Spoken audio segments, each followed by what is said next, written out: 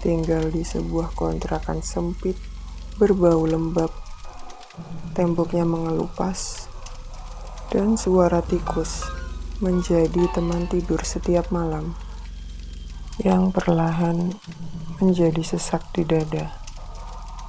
Lalu duduk seseorang di hadapannya, seorang pria yang seingat Arga tidak datang dari pintu manapun. Arga tak sepenuhnya percaya, tapi entah kenapa tangannya bergerak sendiri. Ia mengambil pena, atau lebih tepatnya, pena itu sudah ada di sana. Keesokan harinya, semuanya berubah. Telepon berdering, email masuk. Orang-orang yang dulu menolak, sekarang mengejar-ngejar namanya. Dan dari atas, sesuatu perlahan merayap turun dari langit-langit lorong. Kepalanya terbalik, mulutnya terbuka sampai ke telinga. Selamat datang kembali lagi bersama Pocita di 5 menit merinding. Tempat di mana kisah-kisah kelam tak hanya diceritakan, tapi dirasakan. Setiap orang mempunyai mimpi, tapi ada yang tak sabar untuk meraihnya. Ada yang rela mengorbankan waktu, tenaga, bahkan harga diri. Dan ada yang memilih jalan pintas. Namun, tak semua jalan membawa kepada kesuksesan. Ada jalan pintas yang justru membawa kita ke sebuah tempat yang paling gelap, paling dalam. Tempat di mana harga dari sebuah janji adalah jiwa kita sendiri.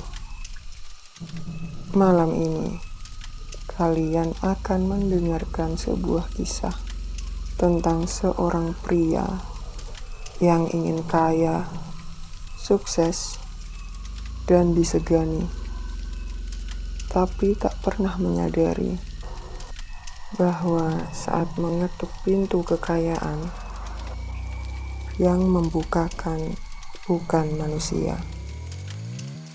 Seorang pria bernama Arga, usianya 29 tahun. Hidupnya tak pernah lebih dari lembaran kusut bernama kenyataan. Tinggal di sebuah kontrakan sempit, berbau lembab, temboknya mengelupas, dan suara tikus menjadi teman tidur setiap malam. Ia bekerja serabutan, kadang edit video, kadang disewa untuk motret, tapi lebih sering nganggur menunggu invoice yang tak kunjung cair. Arga mulai lelah menjadi manusia yang tak dianggap di dunia. Ia berharap lebih. Mobil, rumah, tabungan, pengakuan, popularitas. Tapi yang ia punya cuma panci kosong, hutang yang terus membengkak, dan suara ibunya di kampung yang makin sering bertanya, "Kapan kamu kirim uang, Nak?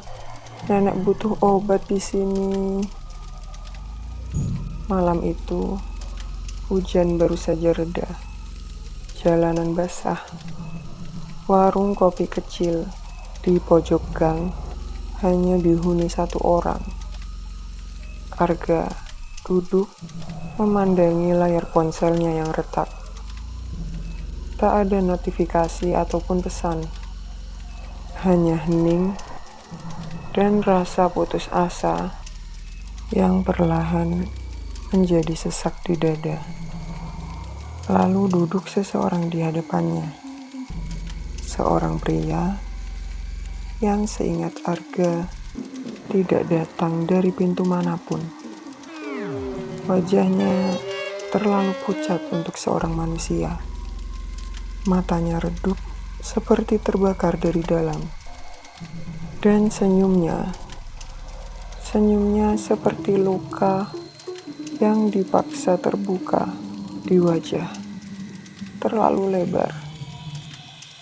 Kau ingin lebih, bukan? Arga terkejut. Siapa lo? Kok tahu nama gue? Pria asing itu tertawa kecil, lalu mendekat. Aku tahu banyak hal tentangmu, tentang kontrakanmu yang nyaris digusur, tentang ibumu yang menangis di ujung telepon, tentang dompetmu yang hanya berisi struk dan koin. Aku bisa bantu, Arga. Kau bisa punya semuanya. Mobil, rumah, bahkan wanita yang kau mau. Followers ribuan, dan uang mengalir tanpa henti. Kau hanya perlu bertukar.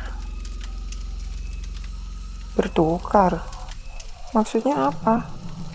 Bertukar dengan siapa? Pria asing itu semakin mendekat. Bukan siapa, tapi apa. Jiwamu 10 tahun dari sekarang. Arga diam. Dunia seolah membeku, tapi hatinya berdetak semakin cepat. Sesuatu di dalam dirinya, bagian yang selama ini tidur, bangkit perlahan. Ada rasa takut, tapi juga rasa tergoda. 10 tahun terdengar lama. Dan malam itu, untuk pertama kalinya, hidup Arga terasa benar-benar di ujung jurang. Dan dari ujung kegelapan warung itu, terdengar suara seperti bisikan, tapi bukan manusia. Ambil Arga. Dan saat Arga menatap mata pria asing itu, ia tersadar pria itu bukan manusia, dan tawarannya bukan sekedar godaan. Ini adalah awal dari sesuatu yang lebih kelam dari yang bisa ia bayangkan. Arga tak sepenuhnya percaya, tapi entah kenapa tangannya bergerak sendiri. Ia mengambil pena, atau lebih tepatnya, pena itu sudah ada di sana. Bulat, panjang, berat. Bukan seperti pena biasa. Tubuhnya terbuat dari tulang, dan ujungnya tajam seperti taring. Ia menandatangani kontrak itu dengan darahnya sendiri. Darah yang tiba-tiba menetes dari ujung jarinya, padahal ia tak merasakan luka. Dan setelah itu, pria aneh itu menghilang bersama bau gosong dan suhu ruangan yang turun sangat drastis. Hening, gelap, tapi terasa sesuatu telah pecah dari balik tabir dunia. Keesokan harinya, semuanya berubah. Telepon berdering, email masuk. Orang-orang yang dulu menolak, sekarang mengejar-ngejar namanya. Uang mengalir dengan lancar. Mobil impian, apartemen mewah dengan pemandangan kota. Nama Arga muncul di layar TV, di artikel, di trending sosial media.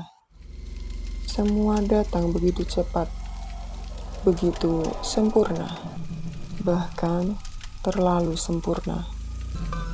Namun saat malam datang, sesuatu ikut pulang bersamanya. Setiap malam, Tepat pukul 3 pagi, Arga terbangun.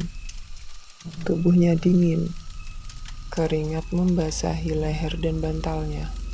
Nafasnya berat, rasanya seperti ada seseorang yang sedang berdiri di ujung ranjang.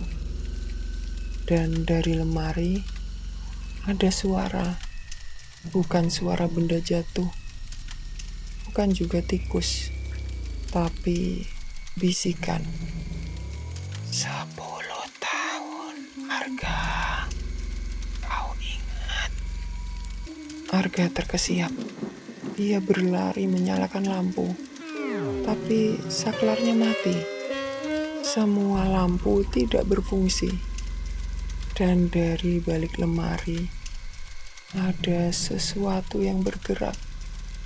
Bayangan tipis, hitam, tanpa bentuk.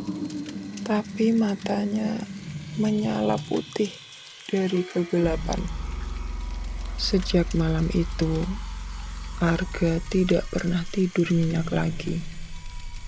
Karena setiap malam pukul 3, mereka datang lebih dekat. Awalnya dari dalam lemari, lalu dari balik cermin, lalu dari dalam lantai, dan yang terakhir, dari dalam dirinya sendiri.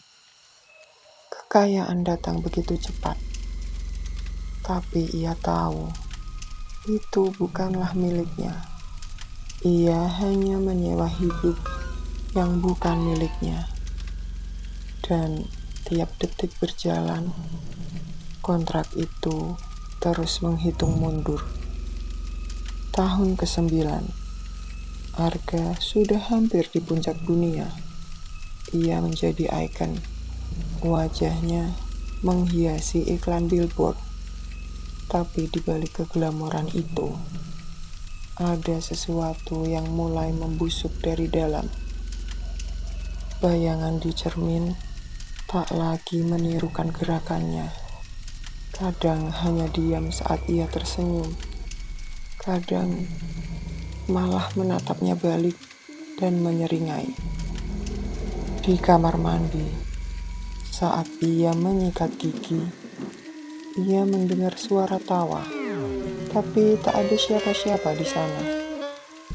Hanya uap dan bekas jari seperti dicakar dari dalam kaca.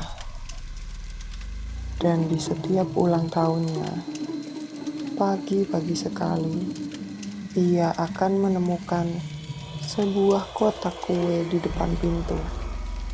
Tanpa nama, tanpa pengantar. Di dalamnya berisi sebuah kue dengan lilin hitam. Selalu satu, mati, tapi masih hangat seperti baru saja ditiup. Karena rasa takutnya, ia mulai bertobat. Puasa Senin Kemis, mengaji, datang ke ustadz, ke paranormal, lalu ke psikiater. Semua mengatakan hal yang sama. Kamu bukan kerasukan. Kamu bukan gila. Tapi kamu tidak sendirian. Malam itu, Arga duduk sendiri. Wajahnya letih. Air mata menetes di pipi. Ia berdoa berjam-jam, hingga tubuhnya gemetar. Tengkuknya basah, dan keringat dingin menetes dari dagu ke sajadah.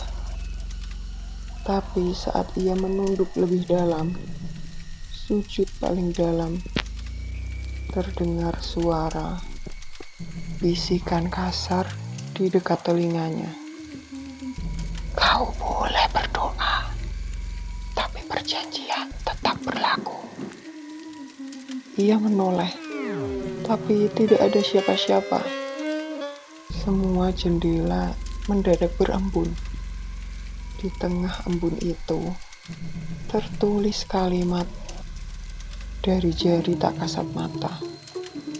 1 tahun lagi. Tepat pukul 3 pagi. Tanggal dan waktu yang sudah sempurna. 10 tahun sejak Arga menandatangani kontrak itu. Malam ini mereka akan datang untuk menagih. Arga terbangun. Peluh dingin membasahi tubuhnya. Udara kamar beku. Matanya menatap langit-langit yang perlahan menghitam. Bukan karena cahaya mati, tapi karena sesuatu yang sedang merayap di atasnya. Ia mencoba menyalakan lampu, tapi tak bisa. Teleponnya mati total. Lalu dari ujung lorong kamarnya terdengar suara lonceng. Lonceng itu berbunyi satu kali, lalu terdengar sebuah langkah, seolah sesuatu sedang menyeret tubuh perlahan, dekat, semakin dekat. Arga membeku, tubuhnya tidak bisa bergerak, matanya hanya menatap ke arah lorong yang gelap. Dan kemudian terdengar suara ketukan pintu. Seseorang atau sesuatu mengetuk pintu 3 kali, tidak lebih. Tapi dunia di sekitarnya terasa seperti berhenti. Jantung Arga berdetak terlalu keras hingga ia merasa detaknya bergema di dinding. Tubuhnya gemetar, tapi kaki itu bergerak sendiri. Ia berjalan ke arah pintu. 1 langkah, 2 langkah, 3. Seperti ia berdiri di hadapannya. Di sisi lain, masih diam. Tangannya gemetar saat menyentuh gagang pintu. Dingin, seperti logam yang baru keluar dari tanah kubur. Lalu ia membuka, perlahan, sangat perlahan. Tak ada siapa-siapa, tapi ada bayangan 2 kaki berdiri di ujung ambang, tapi tanpa tubuh. Dan dari atas, sesuatu perlahan merayap turun dari langit-langit lorong. Kepalanya terbalik, mulutnya terbuka sampai ke telinga. Matanya tidak punya kelopak, dan ia tersenyum kepada Arga. Waktumu sudah habis, Arga. Kami datang bukan untuk bicara.